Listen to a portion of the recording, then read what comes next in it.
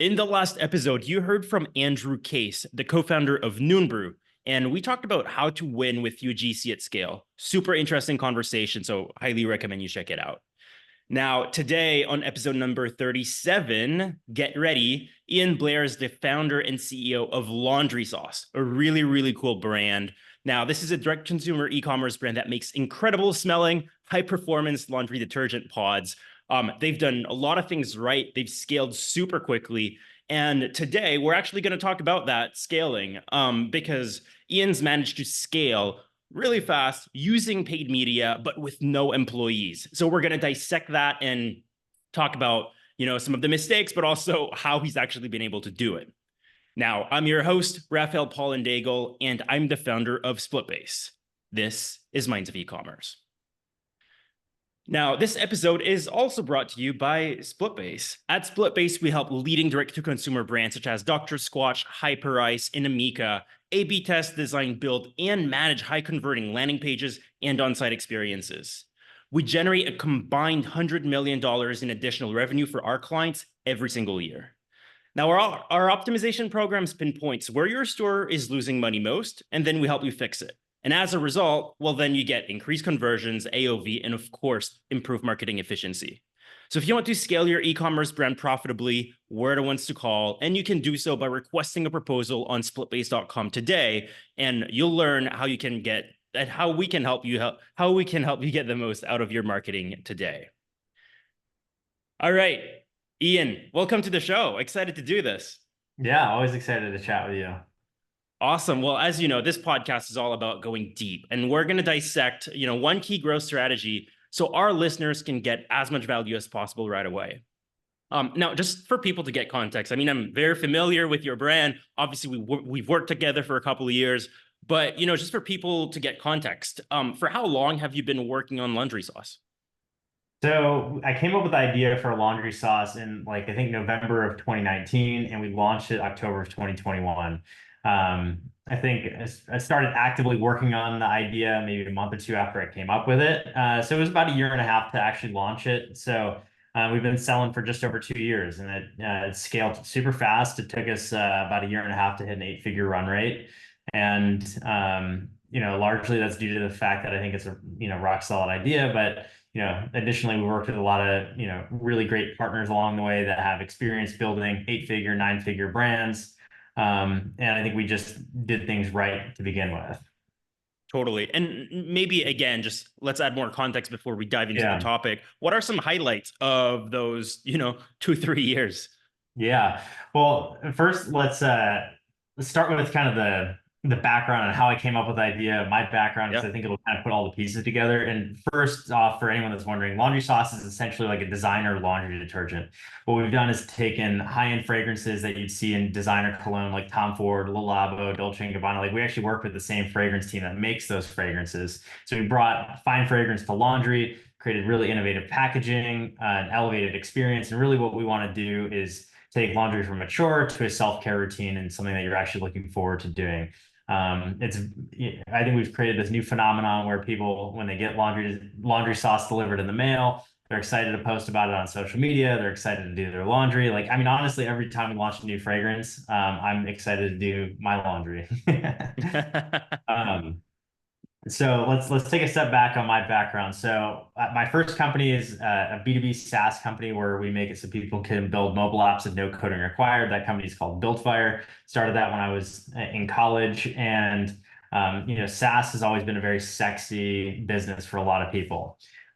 Scaled that business, built over 10,000 mobile apps, and my true passion just lies making money on the internet. Like when I was in high school, I was selling golf balls on eBay. Like I was doing lemonade stands when I was in 12 years old. So I've just been an entrepreneur since day one. And throughout building my SaaS company, and even before that, I really learned internet marketing, online marketing, and I've just always been fascinated by people paying you on the internet. So I always wanted to do an e-commerce company, and I just wanted to think what's game theory optimal in order to have a e-commerce company that can scale really fast? What are the characteristics of really fast scaling e-commerce companies? What are the pitfalls I should avoid? Unfortunately, I had several friends that had 8-figure plus e-commerce businesses, and I was able to learn from them before I ever, came up with the idea for laundry sauce.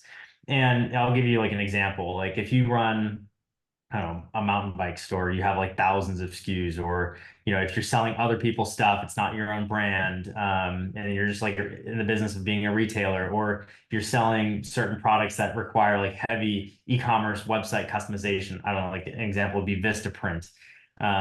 It's Yeah. not an easy, business to run. So it's like, what can you have is a low SKU count as possible, relatively simple business where you get to leverage all this existing infrastructure, because there's No with returns. yeah, exactly. So you don't want to do clothing because like returns, sizing, like that's a pain in the ass. Inventory management is really difficult. Um, so what the idea that I had is like, what's a non-discretionary consumer good where you can apply brand, high lifetime value, subscription oriented, high margin, so you can go feed the marketing machine. And the idea for laundry sauce came to me, and I feel like it checked a lot of those boxes, and I just quite literally wanted to move a box from point A to point B. I love it. And then you've actually been able to scale, to 8 figures without any employees. So tell us more about that, because I think that's pretty unconventional to get to that point with no employees. Yeah, absolutely. Well, first off, you got to kind of pick your growth engine. And I knew I wanted it to be paid media, largely because that's like the most scalable growth engine there is. Like if you can spend money or a dollar on ads and make more than a dollar, you're in pretty good shape. Obviously margin dependent and, returning customer dependent and so forth. But, the general concept is pretty fascinating. And then with these advertising AIs, like when you have thousands of transactions, you're feeding back data to the algorithm to say, these are the types of customers that I want. Versus, for example, in B2B, you might be generating leads. Well, are those good leads? Are the sales team actually going to close them? What happens if it goes to this rep or that rep? If I want to scale revenue, I need more reps. Like I just want to eliminate all those choke points where you have, you typically run into when you're trying to scale a business. Fortunately, you get a tremendous amount of leverage with e-commerce. Like if we're doing, $1 million a month or 2 million a month, like my day-to-day really doesn't change. I just see a different number on, Yep. my Shopify app. And, especially when you have a 3PL that handles all your fulfillment, like, oh, hey, it's Black Friday. Not my problem. I don't need to fulfill thousands of orders. That's on them.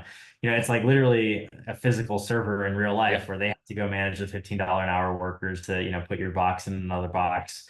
So you get just a tremendous amount of leverage with this business model in general. Um, to say that we've had this level of success without having people, like that would be, inaccurate. So it's just more or less the economic relationship I've had with the people that have helped build laundry sauce has largely been agencies. And what I love about agencies is you can essentially buy an outcome. They're world class at this one thing. SplitBase is world class at CRO. So let's go work with the best CRO company. And when you work with a agency, you're getting a whole team of people for less than the cost than it would cost you for like a solid employee, right? And you're getting a in your case, a designer, a developer, QA, strategist. You get someone to review all the analytics. So it's like that same principle, but across like all these other components of the business. Like you need someone to do email marketing. You need someone to do your social media. You need someone to run your paid media. And it's a bit modular because it's a lot easier to replace an agency than it is an employee, certainly. Oh, yeah. And what I love about agencies is like at the end of each month, they're always justifying why you should continue paying them with a presentation. Like, here's the business impact that we've had. Here's what we've done for you. You don't get that with employees. And I've had that with my, software company where, I've had, over 50 employees in that business. And, you don't have employees trying to justify why they should, you should keep paying their salary each month. Oh, yeah. That's such a good point. And it's so funny because what you're describing, I think, is a lot of entrepreneurs' dreams, right? Like that's what they want, like to have an 8-figure e-commerce business with no employees, just agencies. So I think like it sounds good, obviously on paper, and not just on paper because Yeah, you've done it, but so many people don't actually manage to do it. Why is that, you think? it's a good point. So you do have to have a solid idea. Like if the product doesn't work, if it's not scalable, like I do think laundry sauce was a good idea, just straight up. But there's a lot of Mm, good ideas, and it really comes down to the execution. Um, and there's always like unconventional ideas that do well, like Manscaped, like, oh, let's make a yep. razor for your balls. Interesting. Well, it turns out they're 350, 300, or $400 million year business, something like Yep. that. Yep. Yep.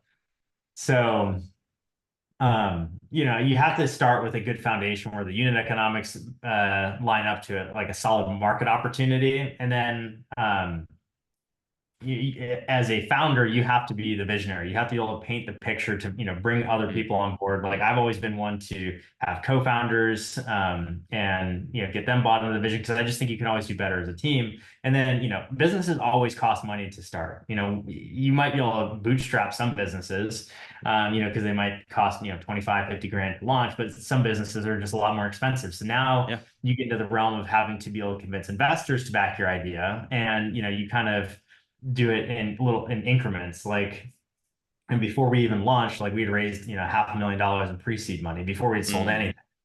And then you raise that money and then you can start selling. You're like, oh, we have traction. Interesting. All right, well, we should go raise more money. All right, I got more yep. traction. Now let's, continue that path. And that's generally how it goes, building a business. So as a founder, it's about painting the vision and getting all these different alliances on board, to build this, whether it's the agencies, whether it's the co-founders, if you do have employees, investors, and you're kind of trying to shepherd that in a Yeah. way. And yeah. So I'm curious, obviously, like building such a business without any team members and just with agencies, like, again, it sounds great, but I'm sure there are some challenges involved as well. Yeah. So as you've gone through this over the years, what were some of the biggest challenges you faced in doing so? Um, I mean, we've certainly rotated through our, a fair number of agencies over the years. I mean, typically, I feel like it's taken us to get, you know, we've gone through two or three agencies for a particular, use case. Like you guys were the second agency for CRO. I'd worked with one before. But what is nice about that is you do establish a benchmark, and then I go to SplitBase and like, all right, well, you guys got to beat this. Yep. So, and then, every agency is always saying that they can beat another agency. Yep. Um, I think, one of the things that does make a big difference is like the people that you interact with and interface with on a day-to-day basis, like at the agency, like, because typically you'll have an account manager and that is almost like your employee. Like you do have to, manage them a little bit. I mean, they are a lot more self-managing in general than an employee, but you do have to have like constant feedback loops and it's not just like set it and forget it. Mm, But if you do have tight feedback loops with your data, then everyone knows like if they're doing good or bad. Like that's the one thing I love about e-commerce. You can't really hide because everything is so real time, metric driven. Versus traditional businesses where you have sales teams. Like there's all these lag periods from when you spend money in market to when you make money. yeah. And just being able to report on all that. Like with e-commerce, it's so much of a standardized infrastructure. Like if you're built on Shopify, you can add all these apps in, and you just I don't know. You get great real time data, and most people know whether or not they're doing good or not. Like on the CRO side, it's we put this test out. Did we make more money or less money? Is it a winning test, losing test? All right, and then how many winning tests do we produce at the end of this month? And like everyone kind of knows whether or not they're doing good or not. Totally. Now, I want to talk a bit about paid media because you guys have primarily scaled through that, and obviously you're spending a ton on the topic Yeah. on paid media. Now, tell us a bit more. Like, what have you guys done differently that's made you so successful at scaling so quickly? And did you have like a paid media background in order to kind of know what you're doing, or was it all really because of the agencies you hired? I mean, I definitely have a background in inbound marketing, SEO, paid media, and so forth. I think what made us unique was, and when most people look at us, they'll think that we're very brand forward, and we have been from the beginning.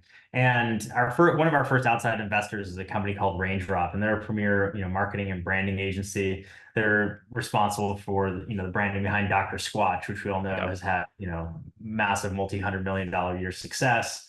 They were actually filming the Super Bowl commercial for Dr. Squatch when they saw some of the creative their team had produced for us. So they were like, okay, we got to give their money back and invest. So having someone like Raindrop early on help shape the brand, I think was quite useful. Um, And the brand is really like the platform in which you get to build all your marketing off of. Like I'll give some, like extreme examples. Like take, for example, Liquid Death, right? They've created a very, very unique brand persona that allows them to do so many things that other people Yeah. can't do. Like one of their ads, they're literally waterboarding someone. Like Dasani or Aquafina can't do that.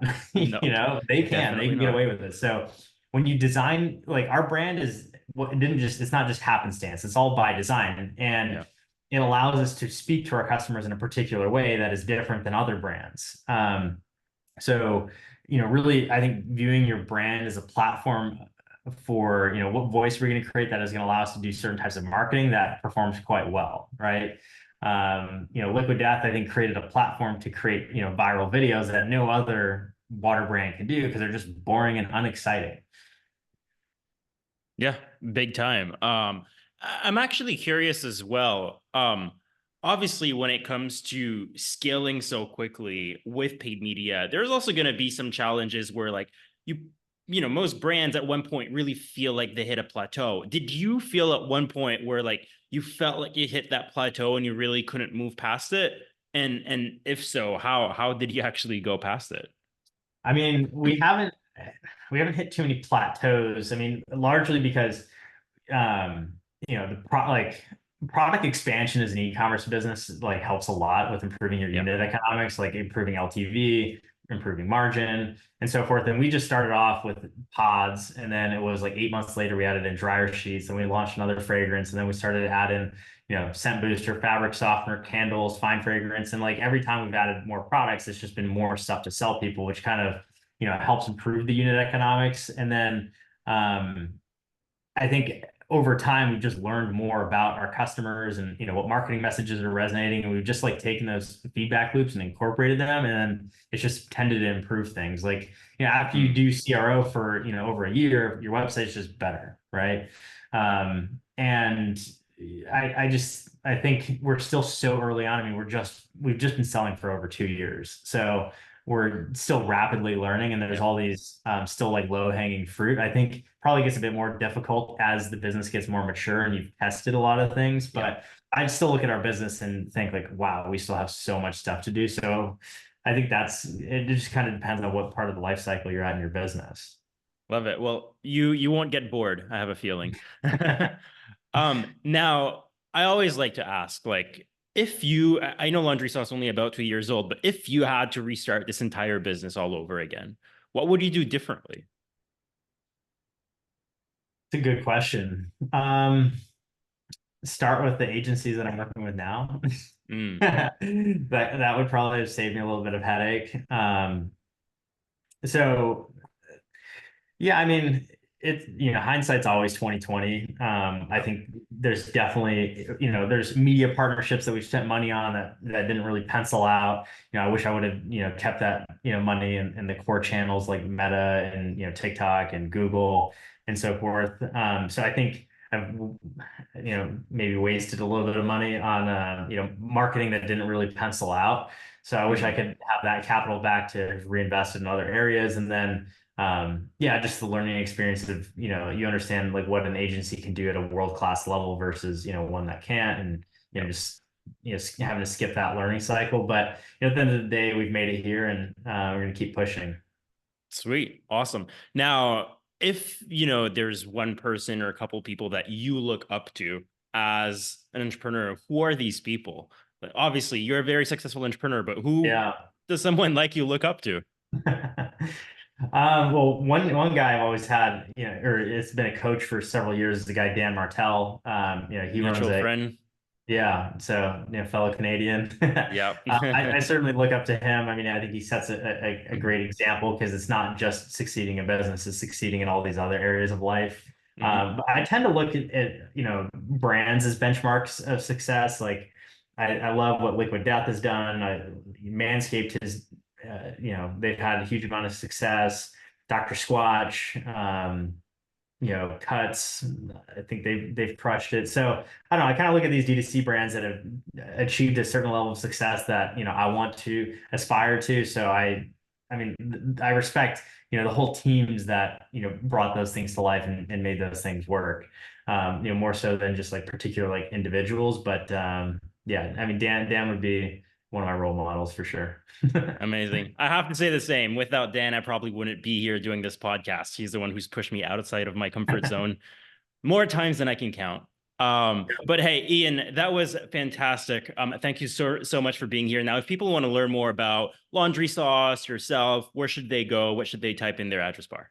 Yeah, laundrysauce.com or at laundry sauce on Instagram. And if you want to see more about my life, it's at Ian Blair 44 on Instagram. Awesome. Well, we've been talking to Ian, who's the founder of Laundry Sauce. Now, Ian, thank you so much for being here, and we'll chat soon. Thanks for having me.